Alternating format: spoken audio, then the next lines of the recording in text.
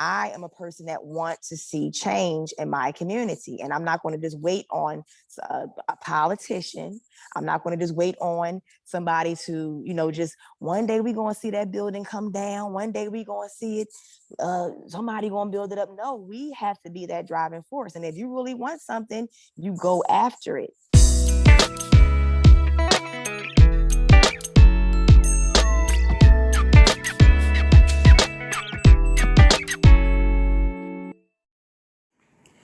Building Community is an award-winning video series created by the Chester Housing Authority to stay in better touch with its residents, staff, and the general public during these times of social isolation.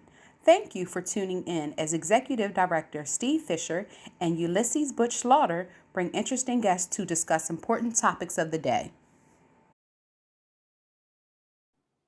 I have a question. You go right ahead. So I think probably Veronica is the best person to answer this. Like just with some of the developments that you've seen, like on 291, do you think that, and we're getting like more and more kind of like bigger corporations that are kind of coming in and buying property and developing property in that area? Like, do you think that that's the next area that everyone should be kind of like looking out for as far as development and construction projects? That's a biased question. I mean, definitely. I mean, I guess it's not like a secret. Our waterfront is kind of like a prize jewel of Chester that has not been fully developed beyond the soccer stadium. So I am on, I guess, a loose committee of the waterfront development of kind of different interests and stakeholders to help contribute what should be the vision of that area. And it's not just office space, it's residential, it's mixed use. So people have all these visions for the area. And I guess the truth that what is not clear on what's it going to be and who's going to lead that effort. Because I guess one other thing, I think a lot of people are waiting for something to happen. Of like waiting for this these New York developers, New Jersey developers, like somebody from outside to come and shape what happens there.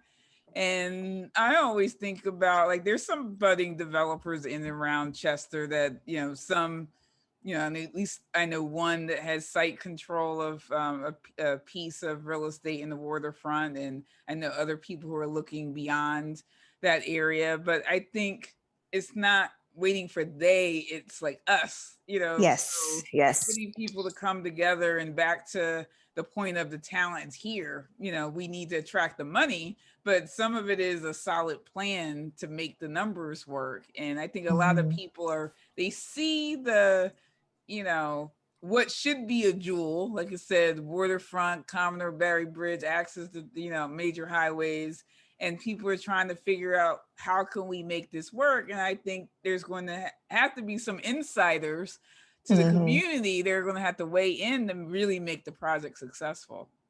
And I should add, I hope to be one of those people as well. So I'm constantly thinking about how to attract more development into Chester, new construction, as well as just revitalizing neighborhoods that, quite frankly, still are blighted. And you can't do that one house at a time. You got to do that blocks at a time. So I'm definitely always, talking up the opportunity that I see in development in different parts of Chester, to be honest. My thought on that is that, how you go outside and it's cloudy, like the last couple days, you look like it's getting ready to rain. There is signs that it's about to rain on 291. There is so much going on. And when I hear about something, I try to kind of be newsy, like, what y'all doing? Where that brewery come from? Who that is? I'm newsy. I'm like, okay, that's a steak shop right here called Union Steak Shop on Flower Street. Who you come from? What do you know that I don't know? And then there's a little health center that just built up near Commodore Barry Bridge right under. I'm like, y'all. So I went on a call one time and they started talking about development. Well, Butch, we in a picture together on the wall that was there. So I know And I'm like, okay, talk is cheap. Everybody has something to say. Okay, okay, okay. But one of their plans was to repave English Street. And all I'm gonna say is English Street is repaved. So something is happening. Because usually, like, all right, y'all just, yeah. But I saw English Street, I was like, oh, wait a minute.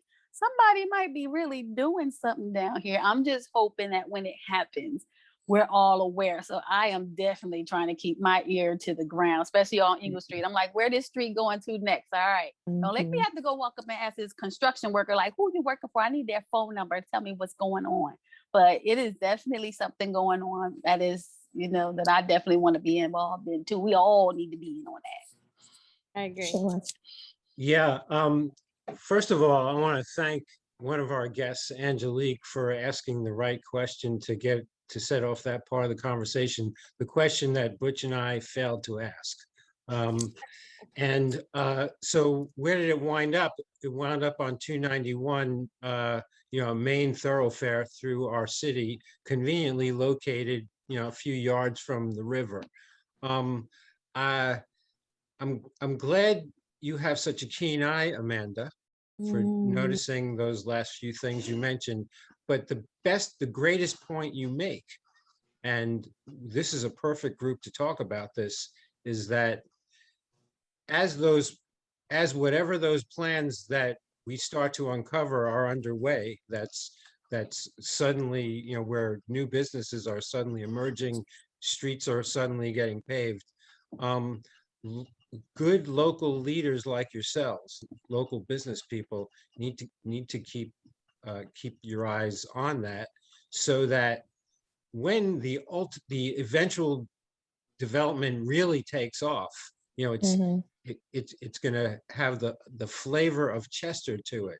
So, it won't be outside developers coming in here and kind of deciding, going by a model that, that was used in another city that worked, but that, when all is said and done, Chester really feels like it did its own thing, and it did it in a unique way that, that's going to attract people to it, because, people want to see something a little different when they're going around spending their tourist dollars.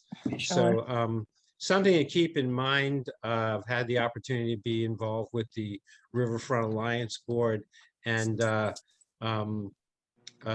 think it's something they would welcome, which is business leaders like yourselves weighing in on, because you're already here, you already staked your claim, you already made your investments, when times are a little tougher, and you need to be heard from. Sure.